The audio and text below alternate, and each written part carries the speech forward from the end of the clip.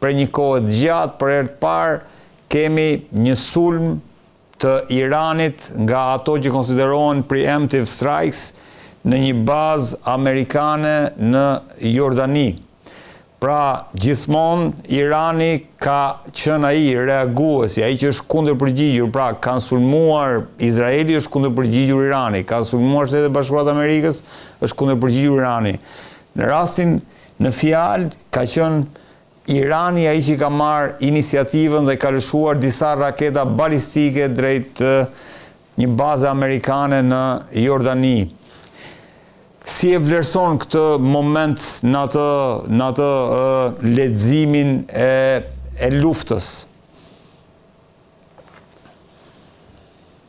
Puna është se në këto 10 ditët e fundit ne po shohim vazhdimin e luftës ndërmjet SBA-s dhe Iranit. Kemi patur presidentin Donald Trump, i cili ka kërcënuar iranianët në datën 23 para një jave me sulme të papara ndonjëherë, nëse sulmet iraniane do vazhdonin ndaj anijeve cisterna dhe të mallrave. Patëm një pauzë në sulme në datën 26 dhe 27 me negocimin e Omanit. Megjithatë, sulmet kanë vazhduar përsëri. Në datën 28 apo më saktë përpara 2 ditësh kemi patur Gardën Revolucionare, e cila ka lëshuar një sulm masiv kundër bazës amerikane në Jordani. Dhe kemi pak a shumë goditje të një pasnjëshme që si amerikanët, ashtu edhe iranianët i bëjnë njëri tjetër. Lufta tani nuk është më në gjirin persik, por përfshin të gjithë botën arabe, që nga Jordania, Iraku, ku përpara 2 ditësh kemi amerikanët së bashku me sauditët që bombardojnë bazat e forcave popullore irakene, që mbështesin Iranin. Kemi sulme në Yemen dhe kundër përgjigjet e Yemenit ndaj Arabisë Saudite, e pastaj sulme në Kuwait, goditjen e anijeve jo vetëm nga iranianët, por edhe nga jemenacit në detin e Kuq dhe kështu me radhë. Pra, kemi një përshkallëzim të luftës, dhe lufta, sikur kemi folur edhe në bisedën e kaluar, tani më shtrihet nga deti Kuq deri në gjirin persik. Por çfarë pam në këto javën e fundit që të ndodhi, që nuk ishte ndodhur më herët, është që një anije tregtare iraniane u godit në deti Kaspik. Pra për personat që din gjeografin, deti Kaspik nuk është det, është liqen, është i cili ndahet ndërmjet Iranit, Rusisë, Turkmenistanit, Azerbajxhanit dhe Kazakistanit. Dhe dronë Ukrainas kanë ardhur nga Ukraina dhe kanë goditur një anije mallrash iranian. Po, ja. Irani është kundër përgjigjur që do godas me se po shikoj hartën. Çfarë do thotë kjo? Kjo do thotë që kemi një përshkallëzim të luftës, ku tani me lufta nuk po bëhet më vetëm në detin e Kuq dhe në gjirin persik, por po bëhet edhe në detin Kaspik. Dhe për herë të parë kemi një përplasje të drejtë për drejtë iraniane dhe ukrainase. Ne kemi shpjeguar edhe më herët në këtë studio, në bisedat që kemi bërë, që presidenti i Ukrainas Vladimir Zelenski është vetë çikut edhe zionist, dhe qëllimi i zionistëve kur ata nisën në vitin 2014 grushtin e shtetin në Ukrainë, dhe më pas sollën Zelenskin, ishte që Ukrainën ta kthenin në një Izrael të dytë.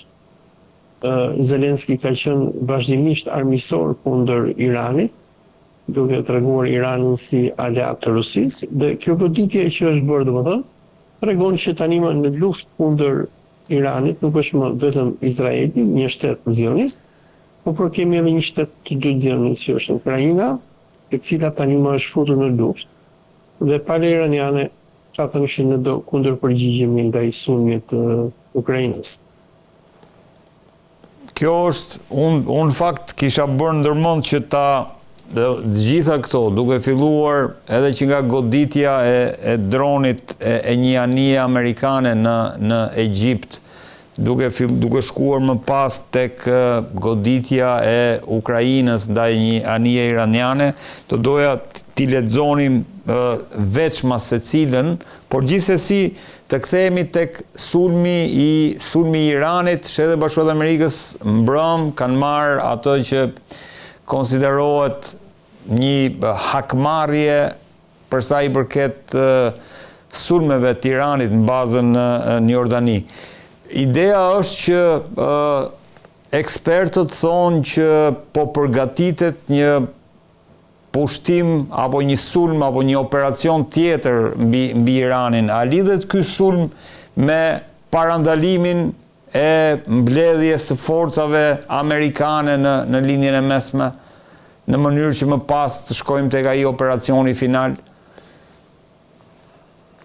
Nuk e di ngelit për të parë, por me rëndësi ka që, sikur tregojnë edhe shumë politikanë amerikanët nuk po arrin dot që t'i bëjnë diçka Iranit.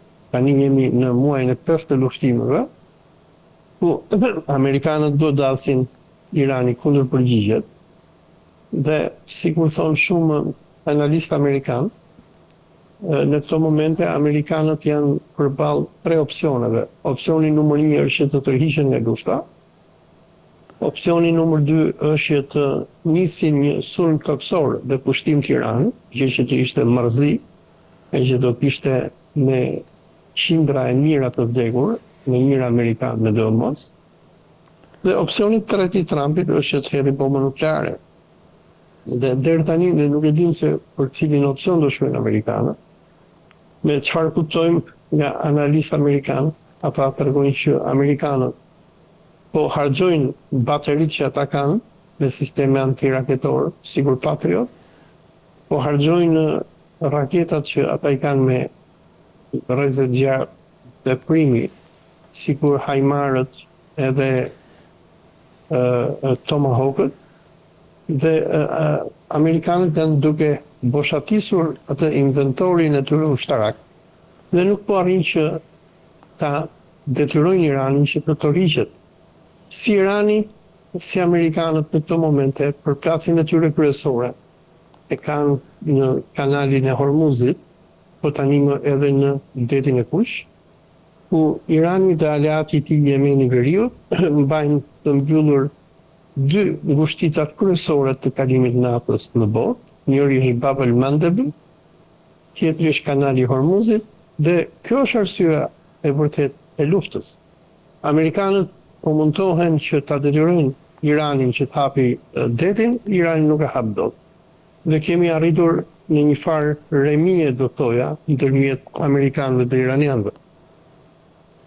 Holc, ndërkohë Benjamin Netanyahu ka qenë në Shtëpinë e Bardhë, ka takuar Donald Trump në një takim që ka zgjatur 90 minuta. A kemi informacion për çfarë bëhet fjalë, se sa herë Netanyahu shkon atje, normalisht shkon për të rakorduar, sepse kemi parë me një herë pas takimeve kemi parë edhe sulme ndaj Iranit. Në takimin që ndodhi në Shtëpinë e Bardhë, kemi 2 presidentë zionistë që apo një kryeminist dhe një president që ishin në valimin e Trumpit. I pari ishte presidenti i Ukrainës Volodymyr Zelensky dhe i dyti ishte Benjamin Netanyahu. Tani është me shumë rëndësi të shohim që vizita e Zelenskit në Shtëpinë e Bardhë vjen 3 ditë pasi ukrainësit godasin me dron të anijen iraniane në detin Kaspik. Dhe Zelensky, me sa unë kuptoj, apo Ukraina po mundohet që t'i tregoj si Izraelit si Amerikanëve që ne jemi të gatshëm që të hyjmë në luftë me ju kundër Iranit, e që goditja e një iraniani është deklarat lufte, e që Ukraina kërkon, apo më saktë britanikët që janë brapa Ukrainës, kërkojnë që të bëjnë një front të gjerë lufte, i cili të nisi që nga Donbasi edhe të përfundojnë në gjirin persik.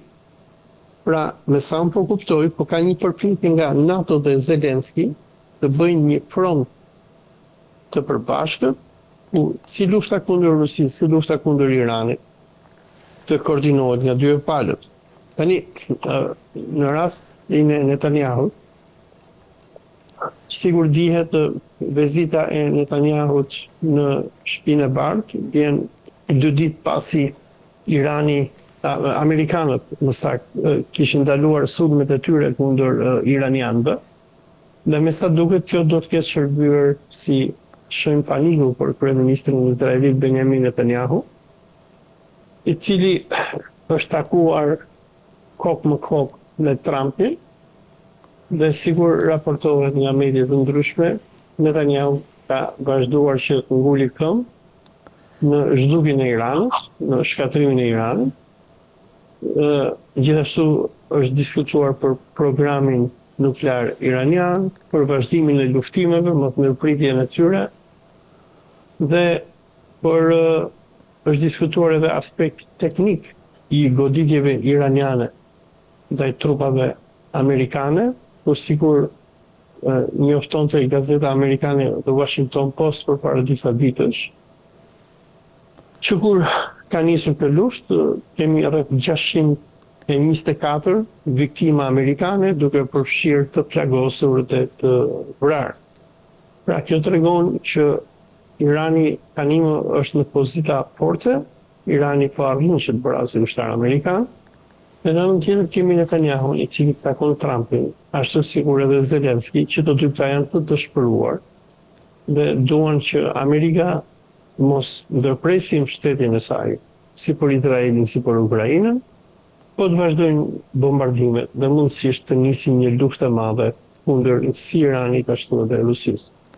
Olës, është folur gjithashtu që Netanyahu ka shkuar në Washington për të bindur Trump që Irani ka filluar sërish pastrimin e uraniumit dhe këto centrifugat pastrimit uraniumit ndodhen tek ai mali Kazm, .x që thuhet në anglisht, pra tek mali Kazm. Dhe mendohet që një nga ndërhyrjet mund të jetë edhe tek ky mal. Si qëndron e vërteta e këtij mali? Të vërtetën e nuk e dim, por mediat izraelite prej disa javësh tani më janë duke folur për një mal enigmatik me emrin e Kazmos apo Spakës. .x. Edhe do më të në çfarë pretendojnë izraelitët, është në këtë malin e Spakës, iranianët janë duke vazhduar programin e tyre nuklear, duke pasuruar uraniumin për të prodhuar bombë atomike. Ngjelet për të parë, shpesh herë këto deklaratat e izraelitëve janë provuar që të jenë torreme, por ata duan që ta detyrojnë presidentin Trump që të godasi këtë malin e Spakës, por unë mendoj që edhe një goditje ndaj malit të Spakës, nëse iranianët do të jenë të vendosur që të zhvillojnë programin e tyre nuklear, unë nuk besoj që ndonjë goditje amerikane, qoftë goditje nukleare, nuk besoj që do të arrijë që të ndalojë iranianët nga zhvillimi i programit të tyre. Jo, dakord, po ideja është që duke qenë se pasurimi uraniumit në pikën që mund të prodhohet më pas një bombë bërthamore është një vije kuqe për Shtetet e Bashkuara të Amerikës, cila do të jenë pasojat. Ti pak a shumë i the skenarët, po a mendon se ja ka dalë Netanyahu ta bind presidentin Trump që kjo është kështu? Gjendet për të parë. Po ne një gjë dim që Netanyahu personalisht urrehen nga Donald Trumpi, nga që to prezantimet e Netanyahut, ashtu si ndodhi në shkurt të këtij viti, e futën Amerikën në telashin që Amerika është presidenti Donald Trump, e urrende, shikon si mashtrues Netanyahut. Media të ndryshme tregonin që gjatë takimit që ka ndodhur ndërmjet Trumpit edhe Netanyahut, Trumpi kishte marrë laptopin e tij dhe i bënte prezantime me PowerPoint Trumpit. Gjërat për të parë, a është impresionuar Donald Trumpi nga prezantimet e Benjamin Netanyahut apo jo? Megjithatë, puna është kështu që unë mendoj që nëse iranianët duan që ta zhvillojnë bombën atomike, ata mund ta zhvillojnë. Nuk është e domosdoshme me do e mos që bomba të zhvillohet nëpër tunele malësh. Bombën iranianët mund ta zhvillojnë edhe nëpër garazhe dhe makinash. Varet a kanë para iraniane vendosmërinë dhe kanë ardhur në konkluzion që Iranit i duhet bomba apo jo, ama nëse ata vinë në konkluzion, unë nuk besoj që ky është një problem për palën iraniane. Ndërkohë,